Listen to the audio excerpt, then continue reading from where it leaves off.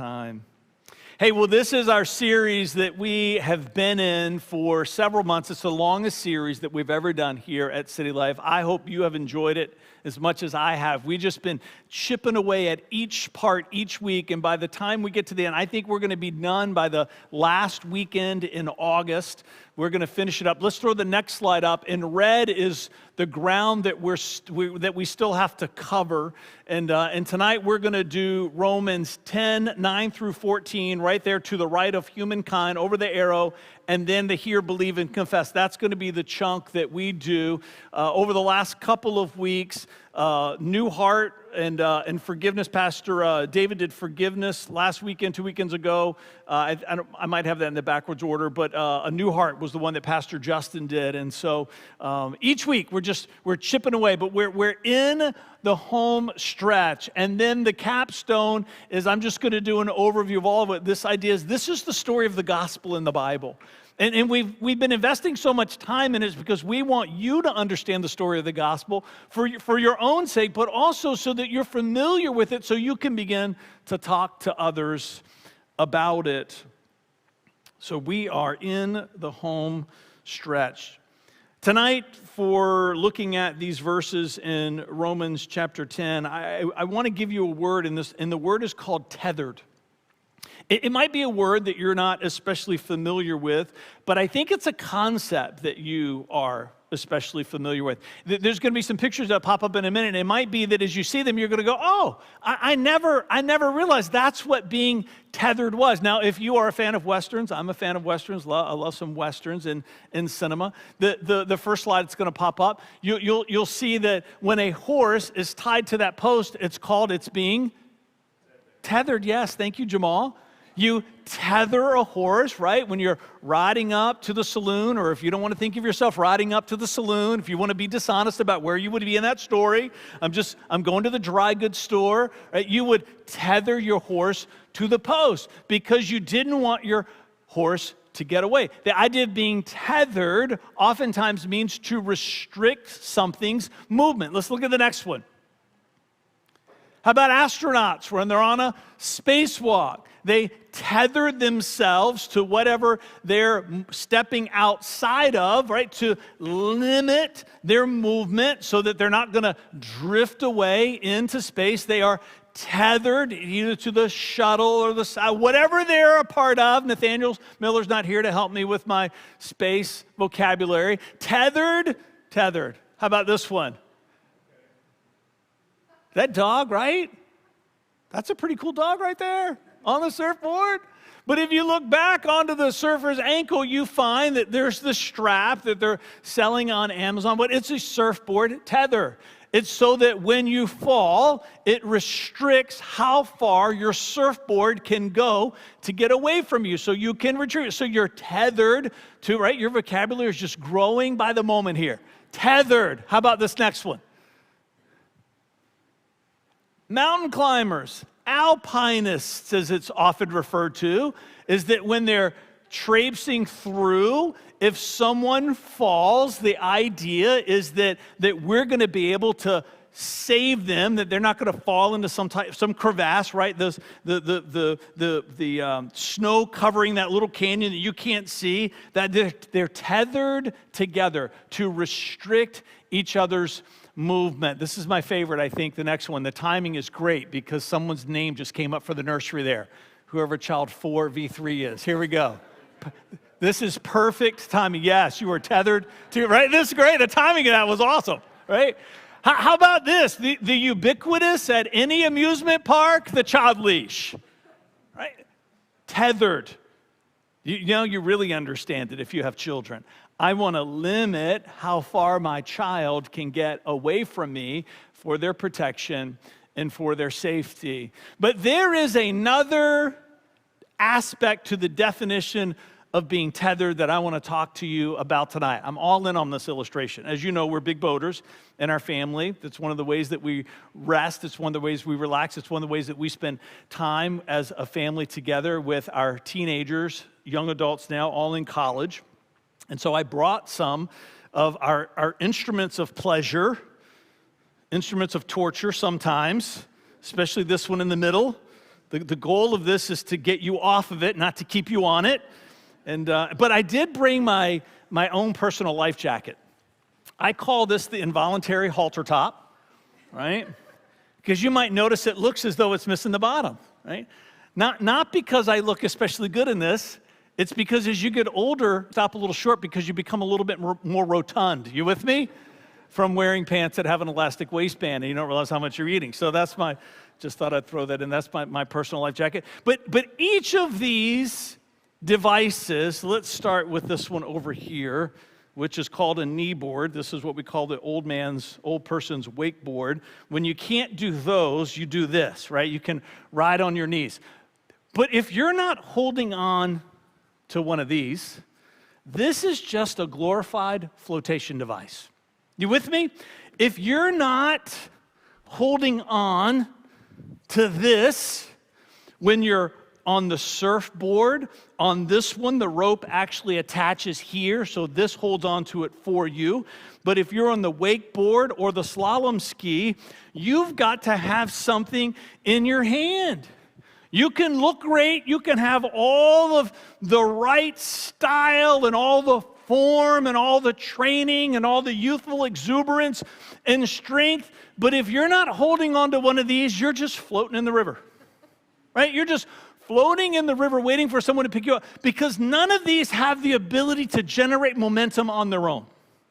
None of these have the power to generate momentum on their own. In fact, if you are on any of these and you're not connected to a boat, you are a victim to the current, to wherever that current's going to take you, to wherever the wind's going to blow you, if you're not holding on to one of these.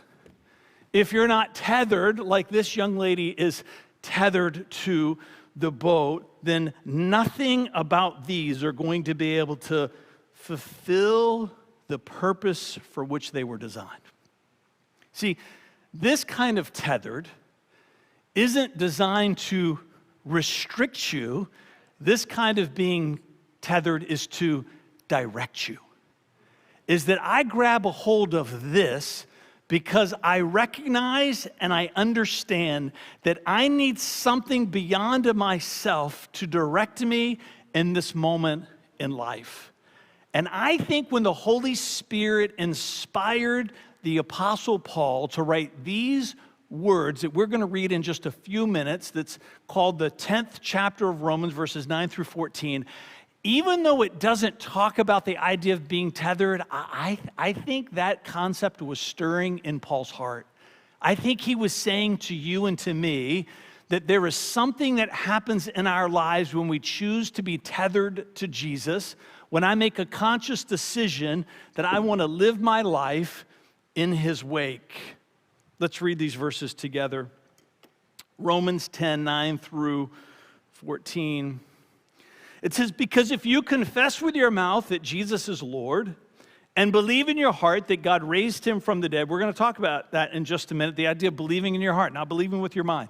Believing in your heart that God raised him from the dead, you will be saved.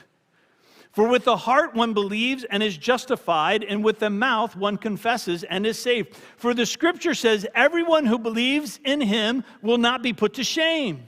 For there is no distinction between Jew or Greek, for the same Lord is Lord of all, bestowing his riches on all who call on him. Listen to verse 13. For everyone who calls on the name of the Lord will be saved. How then can they call on whom they have not believed? And how are they to believe in him who they have not heard? And how are they to hear unless someone tells them? There are three important words in here: the hearing and the believing and the confessing, and all that leads to a tethering. It leads to a moment in your life where you choose to attach your life to the life of Jesus all the rest of your days. I think Paul, when he's writing this, he's reflecting on this idea that there are many things that we attach our lives to in this journey.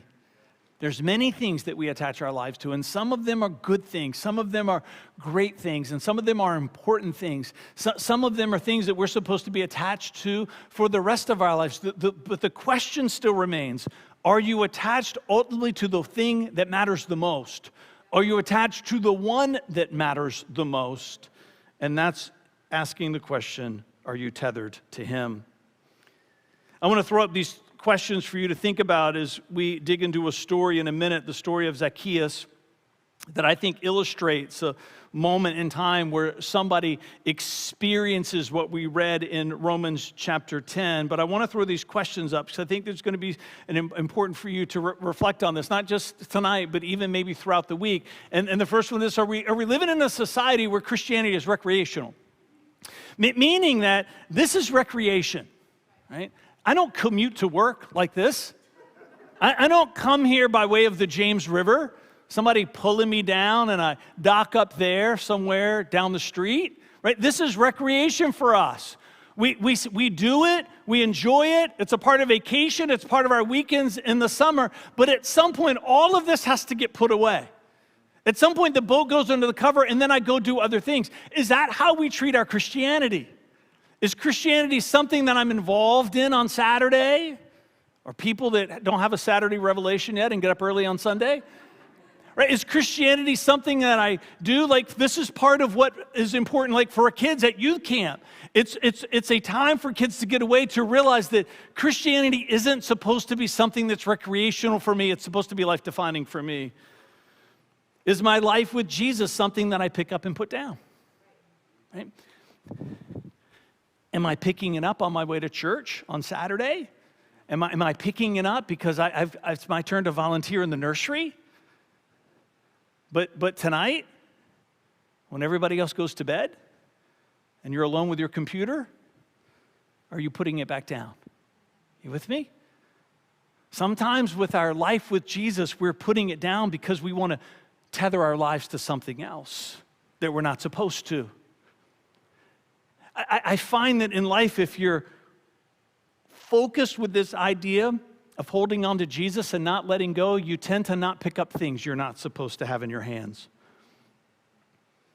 Do I view Jesus as restricting or directing? See, which kind of idea of tethering do you have when you attach it to Jesus? Or when you think about Jesus, are you thinking that he's someone that doesn't let me go to the places where I want to go? Or do you view Jesus as directing in the sense that I trust my whole life to him, my whole future?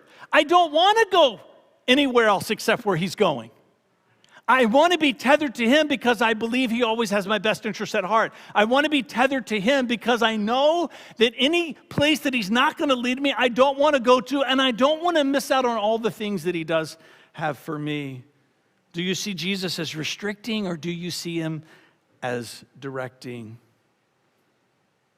This incredible story of Zacchaeus in Luke 19, if you've got your Bible, you can turn there, or if you've got a device, you can swipe there.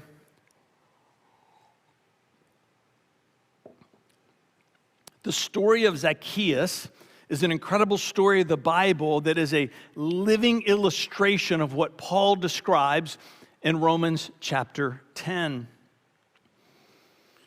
We're going to see that he heard something about Jesus that began to inspire belief in him, that he ultimately confesses. And then, as we're going to see at the end of the story, by the way Jesus describes him, that he becomes a person whose life is tethered to Christ. And he makes a decision to live in his wake. Luke 19, 1-10 reads this way. I'm reading out the New Living Translation. It says, Jesus entered Jericho and made his way through the town. There was a man there named Zacchaeus. He was the chief tax collector in the whole region. And he became very rich. He tried to get a look at Jesus, but he was too short to see over the crowd.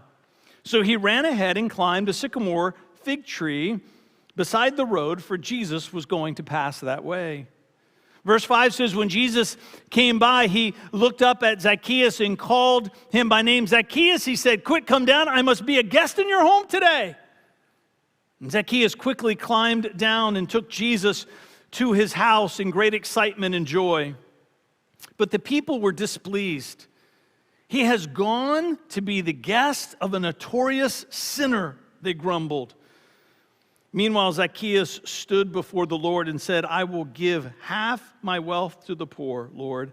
And if I have cheated people on their taxes, I will give them back 4 times as much. And Jesus responded, salvation has come to this home today. Come on. For this man has shown himself to be a true son of Abraham. For the Son of Man came to seek and to save those who were lost. Zacchaeus was someone who had heard about Jesus. Remember in those verses in Romans 10, 9 through 14, Paul says, how can someone make any type of confession, believe anything about Jesus unless someone tells them, unless they hear? Zacchaeus was someone who had heard about who Jesus was. When we put this story in the timeline of the life of Jesus, what we find, this is at the end of Jesus' life. He's been ministering publicly for 3 years. All the stories that you've read, all the stories that you've heard about, all the miracles that he's performed, he's done all of that. And the reason why he's passing through Jericho is because that's the route that he would have taken on his way to Jerusalem to die for the sins of the world. This is actually one of the last interactions that Jesus has with someone before he dies for us. Zacchaeus had heard about who Jesus is. He had heard stories, and then he heard that he was coming to his town. Jesus was easy to find in Jericho on that day. He was easy to find in Jericho on that day. Can we just agree together? Sometimes it's our responsibility to bring the sycamore tree to the person. Sometimes it's our responsibility to bring the sycamore tree to people. Sometimes it's our responsibility through our witness, through our example, through our life, by way of our attitudes and our action, is to be the sycamore tree for people that elevates who Jesus is. Vanessa referred to it earlier. Our dream here at City Life, a new dream that we shared with you at the anniversary service back in January, is for Jesus to be easy to find in the 757. We're all in for this dream. We want Jesus to be easily found in our city. Sometimes that means that you've got to be the sycamore tree where you are in your neighborhood. You've got to be the sycamore tree for people in your workplace. We're going to be a sycamore tree in the Aqueducts at-risk community next Saturday, building beds. Are we building beds because we care about those kids? Absolutely we are. But another reason why we're doing it is because we want to be a witness for Christ there, in that place and in that community. What kind of sycamore tree are you going to be? Are you going to be the tree that obscures? Are your attitudes and your actions in your neighborhood and in your workplace and in your family, when you're in the community, are you the kind of tree that through your behavior you're obstructing the view of Christ? Or are you the kind of tree that points people to Jesus, the kind of Jesus that they need to know? When you and I are standing in heaven, and I hope you are because you've made a vow of devotion to Christ, are people who knew you here, are they going to say, I wonder what they're doing here? Are they going to find you in that crowd and come over to you? We were at base camp this morning and someone was sharing a story about a person that they've never met, but they know their name because that person was instrumental in being a witness for Christ for this young man who eventually became a pastor, and then that pastor was instrumental in saving this couple's marriage. So I know their name, but I've never met them, but I can't wait to find them in heaven and tell them what a difference they made. Are people going to look for you in heaven and say to you, you were a sycamore tree to me? I didn't know who Jesus was, but because of your attitudes, because of your actions, because of the way that you lived your life, because of the way that you didn't live your life, you made Jesus easier to find for me. I hope you come with us to the Aqueducts next weekend. For some of you, you have never in your life stepped foot in an at-risk community. You should this coming weekend. Take some chances. Be a risk taker. Who knows? You might have to dismantle someone's roof and lower someone down in front of a prayer meeting. Just saying. We see here that Zacchaeus heard, right? He heard about Jesus. And in hearing, there was some curiosity that began to stir in him in a profound way, where he was like, I need to go see for myself. And what we find is, we get to verse 5. Listen to this. It says, when Jesus came by, he looked up at Zacchaeus and called him by name. He said, Zacchaeus, he said, quick, come down. I must be a guest in your home today. Zacchaeus quickly climbed down, and he took Jesus to his house in great excitement and joy, but the people were displeased. He's gone to be with the guest of a notorious sinner, they grumbled. Here we see Zacchaeus is beginning to believe in who Jesus is. He hears, but now he's beginning to believe. I was thinking about this point in the message this week as I was writing it, and I penned these words. If someone were to ask me, who do you believe that Jesus is? And I wrote, he's God's son, sent into this world to die for our sins. And because of his forgiveness, I can become a part of God's family.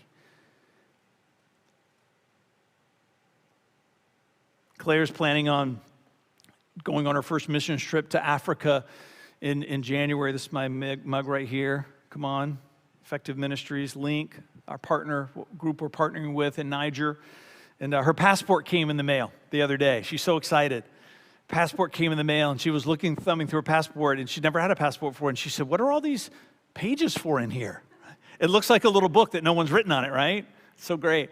And I said, those are the pages where they're going to put a stamp in there, right? When you arrive in that country, they're going to check to make sure that you have permission to be there. There's a visa, right, that you've applied for that gives you access to this country. But this passport, they're going to put a stamp on this page so that when you're in country, if you were to be stopped or you were to be checked, they want to see that you're there legally, that there is a stamp on your page that says it's okay for you to be here. Do you have a stamp on the passport of your heart that says that you are a citizen of the kingdom of heaven? Because that's what Jesus does for you and for me. The Bible talks about this idea of the Lamb's book of life, right? Is that when we breathe our last and we show up there, there's this idea that they're checking the register. You can think of it as they're checking your spiritual passport.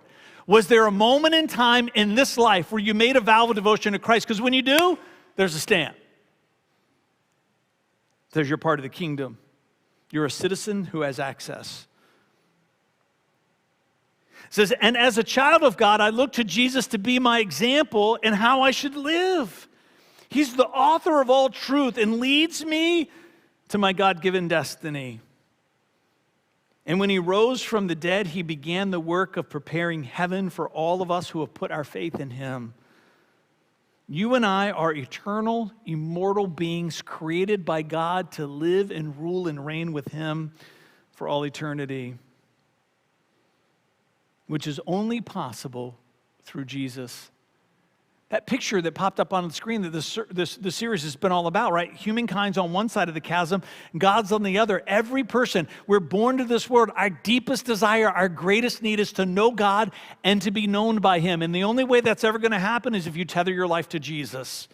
Some of you need to just think of that picture and picture yourself doing this perfect backflip on a wakeboard right across the chasm into the kingdom of heaven. Come on. Because you're not ever going to really be able to do it in this life if you're old like me. This picture of Zacchaeus bringing Jesus into his home, this is an historical account. It's happened, but it's also a prophetic picture. It's given to us because we're supposed to see our lives as the home. At some point, you have to decide, are you going to let Jesus go from the outside into the inside? Or are you going to accept his invitation to come and take up residence in your life?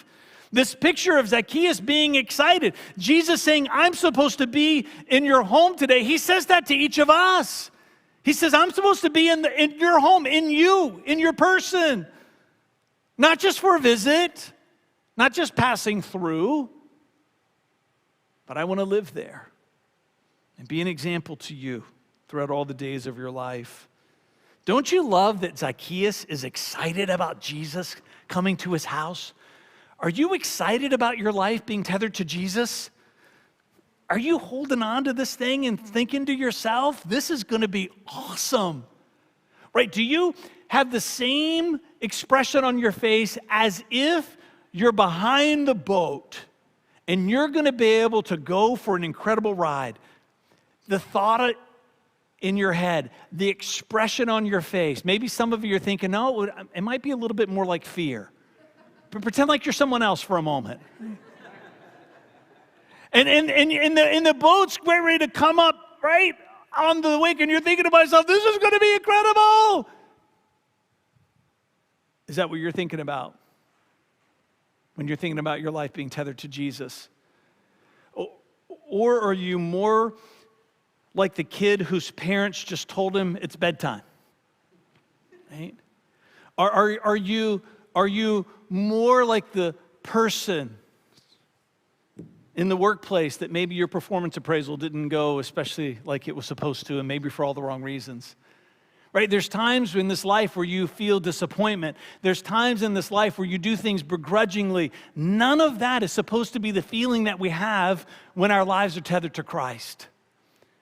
Our life is supposed to be like Zacchaeus' life. Zacchaeus is excited that Jesus has showed up. Are you excited about what you believe about Jesus? And just as it was with some of Zacchaeus' friends, it's going to be true for us. There aren't going to be people that are happy about your devotion to Christ. There's some friendships sometimes that get displaced because oftentimes with those friends, maybe you were picking things up that you should have been putting down a long time ago. That's part of the journey.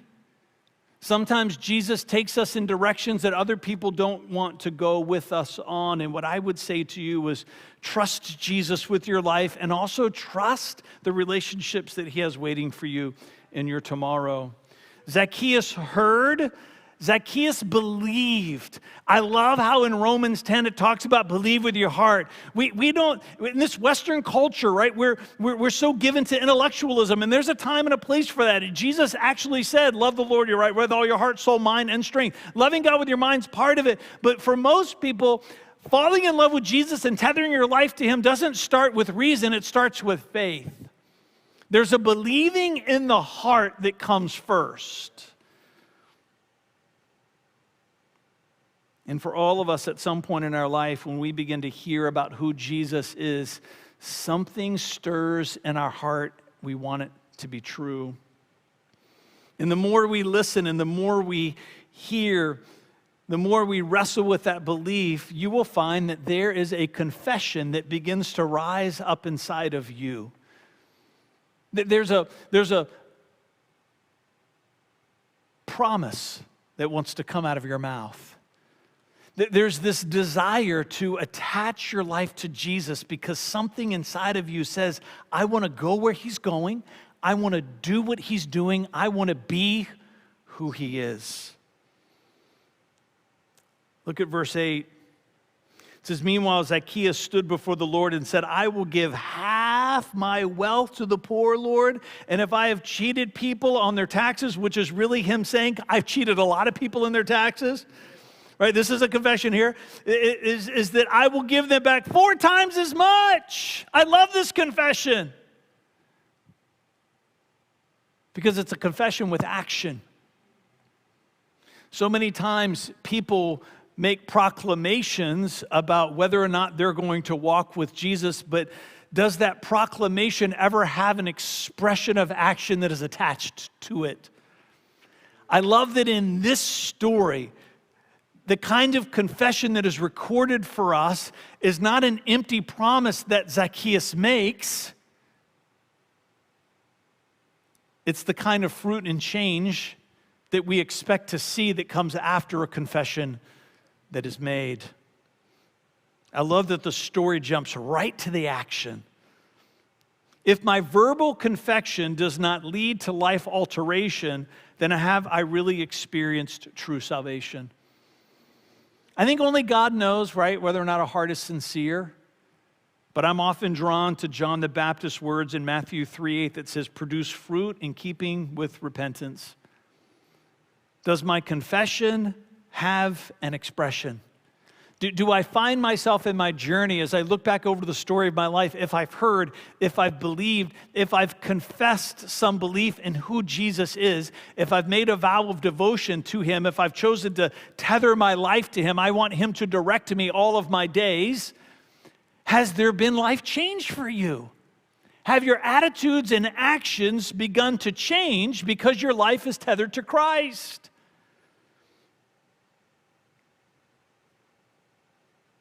I love that in the final verses of this story, Jesus makes some pretty incredible statements about Zacchaeus. Because what he's telling us is that this man has chosen to tether his life to me. Listen to verses 9 and 10. It says, Jesus responded, salvation has come to this home today. Now you might say, well, maybe he was talking about himself, and that might be a fair question if that's where the verse stops. But the verse doesn't stop there. Jesus doesn't continue on talking about himself. He continues on by talking about Zacchaeus. Salvation has come to this home today, for this man, speaking of Zacchaeus, has shown himself to be a true son of Abraham. For the Son of Man came to seek and to save those who are lost. What does that mean? In Jesus' day, that meant something important. Because everybody in Jesus' day that was a Jewish person, they believed that they were born into this world as a child of God because they were ethnically and culturally descendants of Abraham. And what Jesus is saying is, because this man has heard, because this man has believed, now because this man has made a confession of faith to me, he's a true son of Abraham, meaning that he's no longer just culturally religious, he's been born into the family of God. The observation of Jesus about Zacchaeus is there has been a positional shift. And then to make sure that we don't miss it, he says, I've come to seek and to save the lost. We were joking this morning too at base camp. Guys, if you're a part of this church, if you're not part of this church, you should come and check out base camp.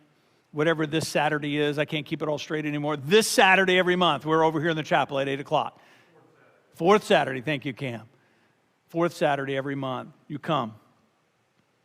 We were joking this morning about all the language that we use in church that's unique to us, but people coming in from the outside are thinking, what does that even mean? Like even this idea of being lost. We talk about this a lot, don't we? I don't wonder sometimes if people are in here, they're going, what? I'm not lost. I know where I am. People know where I am. I'm going to probably get in trouble for this, but that's okay. This is how I live my life. I got a call this week from Vanessa and Claire. They were out in Virginia Beach on Thursday, and they said, we just saw the message on the sign that the tunnel is backed up and it's at a standstill. It's closed, and we're not going to get home for another 2 hours. What should we do? It's like, you should swim. You should swim. No. I said, well, you should go around. You should reroute. You can go through Norfolk, and then from Norfolk you can take 264 back over 664, and then home from that way. You can go across the James River Bridge. If you're from here, you got to learn how to navigate.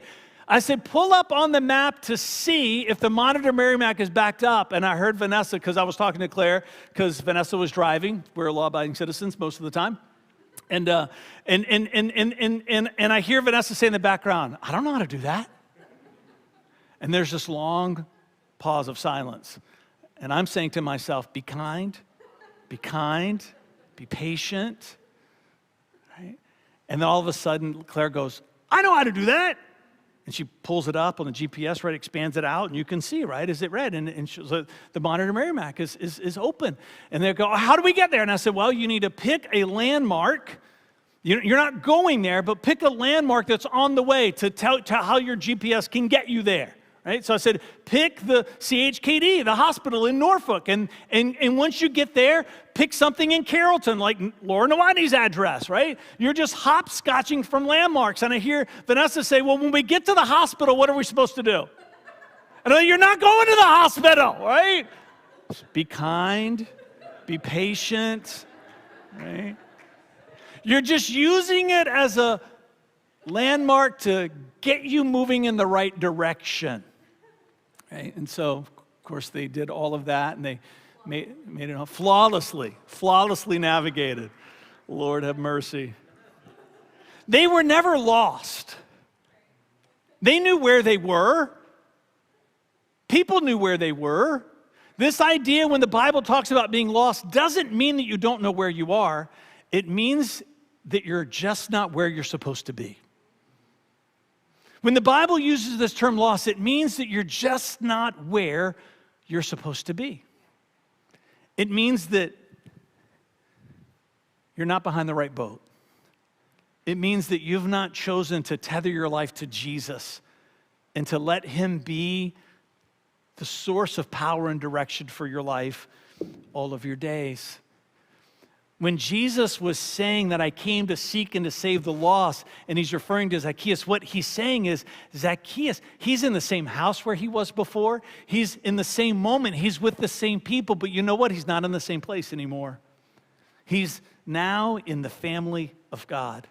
He's exactly where he's supposed to be. Zacchaeus was saved. His life was now tethered to Jesus. My question is yours? All throughout this sermon, looking at all these props, all the verses that we've read, right? We're really asking you one simple question. Is your life tethered to Jesus? And if your life is tethered to Jesus, are you a person that has an unhealthy pattern of putting it down and picking it up and putting it down and picking up? Maybe today for you was not tethering your life to Jesus for the first time like it was for Zacchaeus. Maybe for you, today is about you deciding, I'm going to hold on to this thing for the rest of my life, and I'm never going to let go, not ever again. And the other question that you should be asking yourself is, are there people around you who are just as lost as one day you used to be, and you're supposed to be a sycamore tree for them? Is your life a witness that's pointing? Is Jesus easier to find because of you? In your job, in your family, in your neighborhood, and in your church? I'm going to invite the band to come back up.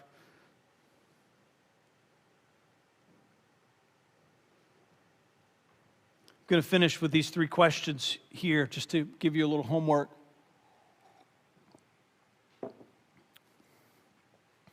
One thing I need to stop doing, one thing I need to start doing, and one person that needs to hear my story. One thing I need to stop doing, one thing I need to start doing, and one person that needs to hear my story. We need to think about that for a minute.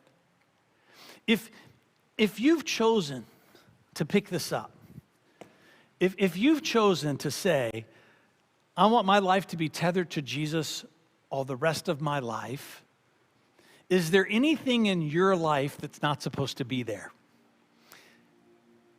Maybe you're riding along with Jesus like this because you're holding on to something else that doesn't belong in your hand.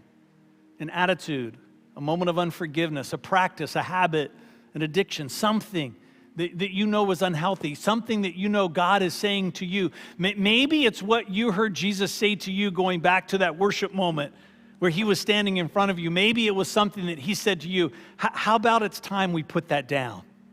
Right? So you can get both hands firmly on this grip. Maybe it's something that you need to pick up.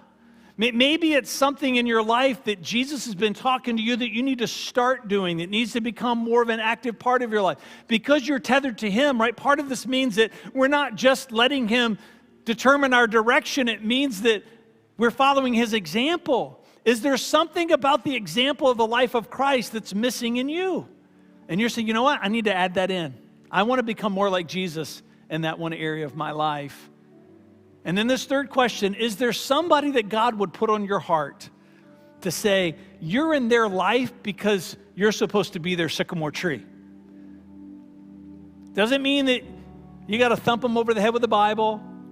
Doesn't mean that you're going to strong arm them. It just means that something about your life, the way that you live, that you're believing and trusting that God's going to open a door for you to be a sycamore tree. You're going to be able to point them to Jesus. You're going to be able to step into their story. That your story is going to step into their story so that they can find Jesus, just like you and I have. Stand with me.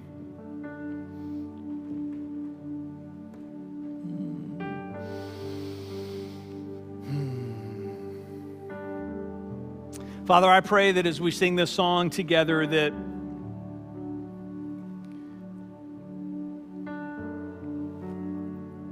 people are going to have a sense, just once again, Jesus, of you standing with them in their story. Standing with them in their story.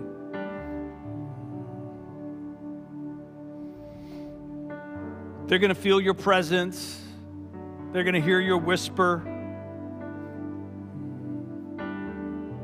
They're going to feel the touch of your hand on their shoulder.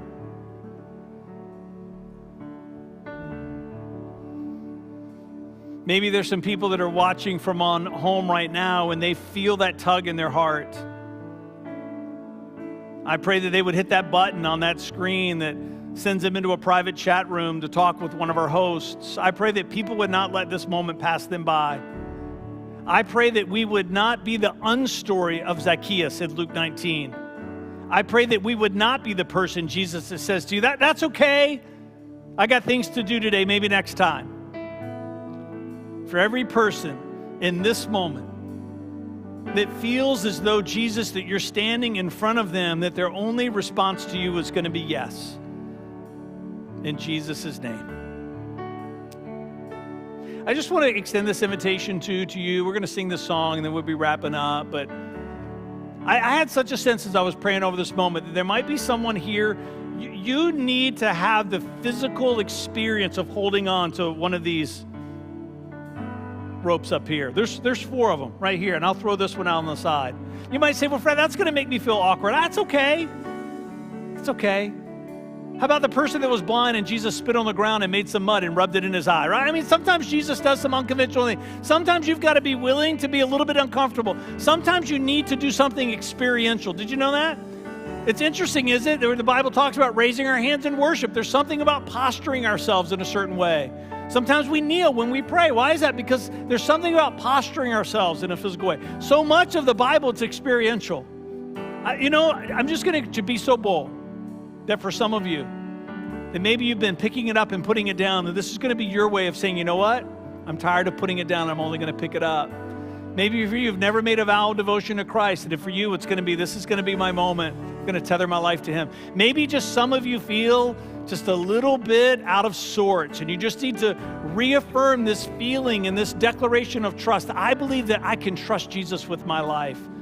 And you come as we sing, just grab it, just hold it for a minute, and just see what Jesus might do in your heart. Let's worship.